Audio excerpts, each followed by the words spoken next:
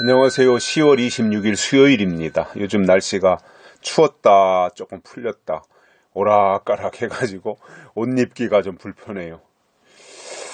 추우려면 계속 추우면 계속 두터운 옷을 입으면 되는데 또 추웠다 풀리고 또 조석으로는 추운데 낮에는 또 안 춥고 하다 보니까 옷을 어떻게 입어야 될지 모르는 그러한 헷갈리는 날씨라서 이런 때가 오히려 감기 환자, 몸살 나는 분들이 많은 것 같습니다. 보온 잘 하시는 게 좋을 것 같습니다.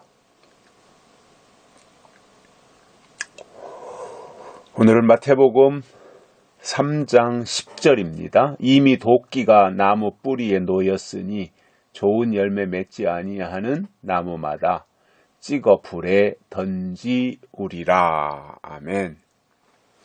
하나님은 사랑의 하나님이시지만 반면에 심판하시는 하나님이십니다. 오늘 여기에 말씀해 보면 이미 도끼가 나무 뿌리에 놓였으니 심판하시는 하나님입니다. 도끼가 나무 뿌리에 놓였다는 건 뭐예요? 그 나무를 잘라버린다는 거죠. 도끼로 쳐서 찍어서 도끼로 나무를 찍어서 잘라버린다라는 의미가 있죠. 심판의 의미입니다. 예수님이 오셔서 구약을 심판하시는 거예요. 예수님이 오셔서 바리새인들, 유대인들, 제사장들을 심판하신 거예요. 예수님이 오셔서 묵은 교회를 심판하시는 거예요. 묵은 신앙을 심판하시는 거예요. 변화될 줄 모르는 시대가 바뀌는데 바뀐 시대를 알지 못하고 새로운 주인공 되신 하나님의 아들 예수 그리스도가 이 땅에 오셨는데 그것도 알지 못해요. 도대체 하나님을 믿는다면 때를 알아야 되고 시대를 알아야 되고 법을 알아야 되고 하나님이 보내신 자가 누구신지 알아야 되잖아요. 하나님을 믿는다면. 그런데 예수님 초림하셨을 그 무렵에 세례요한이 활동할 때 보니까 아무것도 몰라요. 바리새인이라고 말하면서 우리는 바리새인이야. 우리는 유대인이야. 까불지 마. 이러는데 하나님의 법을 모르고 하나님의 뜻을 모르고 하나님의 때를 모르면서 엉뚱한 것만 내세우고 자랑하고 군기 잡으려고 그래요. 그러니 얼마나 하나님 보실 때 그들이 한심했겠습니까? 하나님의 사람이라면 다른 건 몰라도 정말 하나님의 사람이라면 하나님의 뜻을 알아야 되잖아요. 그게 하나님의 사람 아닐까요? 그런데 말로는 하나님의 사람이라고 그러고 말로는 교회에 이런 직분을 가지고 있다고 하는데 도무지 하나님의 뜻이 무엇인지 알지 못한다면 그 사람을 가리켜서 어찌 하나님의 사람이라고 말할 수가 있겠습니까?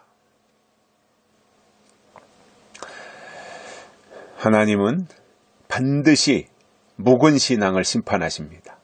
예수님이 오셔서 구약을 심판하시듯이 예수님이 때가 되어서 이 땅에 다시 오시면 신약교회를 심판하십니다.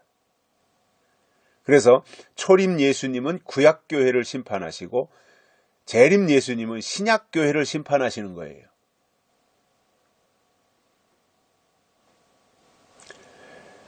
그래서 도끼가 나무 뿌리에 놓였다.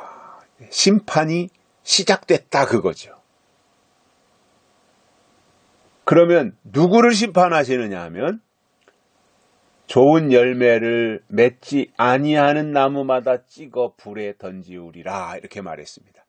좋은 열매를 맺지 아니하는 나무는 다 찍어 불에 던지운다. 심판하시겠다 그거예요. 그러니까 나무가 얼마나 화려하냐, 나무가 얼마나 멋지냐, 나무가 얼마나 크냐, 나무가 얼마나 보기에 좋으냐 이게 중요한 것이 아니라 좋은 열매가 있느냐 없느냐 이게 더 중요하다. 열매가 있느냐, 특히 좋은 열매가 있느냐. 하나님이 원하시는 것은 열매입니다. 그 열매가 없으면 심판이라는 거지요. 그렇다면 우리에게 하나님이 찾으시는 열매가 있어야 됩니다.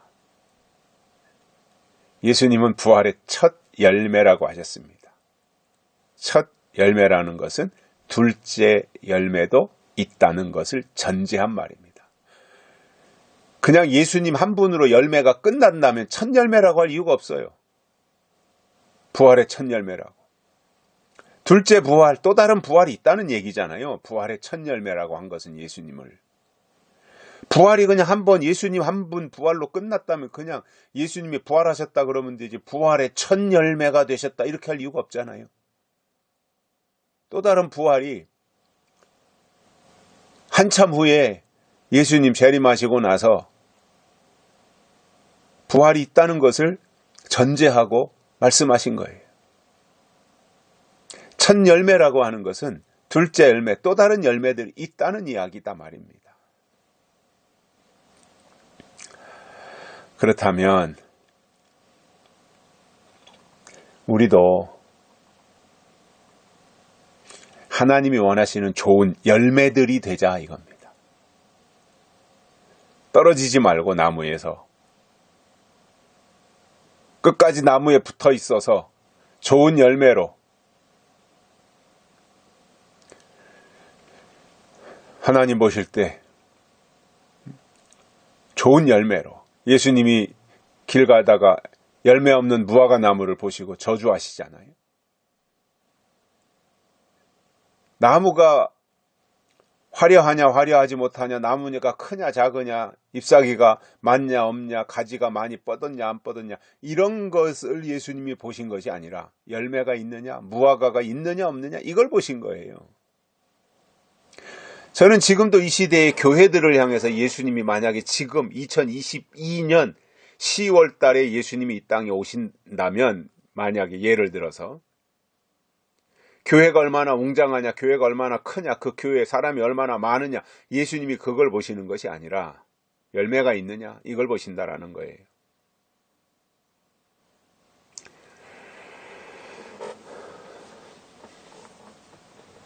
여기서 열매는 예수님을 말합니다. 예수님은 말씀이시고 말씀은 영입니다. 열매 맺는 신앙이라고 하는 것은 영적인 신앙을 의미하는 거지요.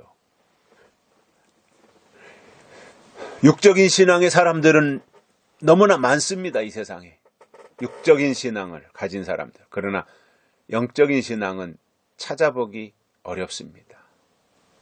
그 영적인 신앙을 가진 사람들이 열매들입니다. 예수님이 열매이셨듯이 우리도 이 시대에 하나님 보실 때 열매가 되어야 됩니다. 하나님은 열매를 원하십니다. 로마서에 보면 열매가 영생이라 그랬습니다. 생명이다 말입니다. 생명. 오늘 우리에게 하나님이 원하시는 열매들이 있어서, 좋은 열매들이 있어서 심판이 아니라 하나님이 예비하신 구원에 이룰 수 있기를 바랍니다. 여기까지 하겠습니다. 고맙습니다.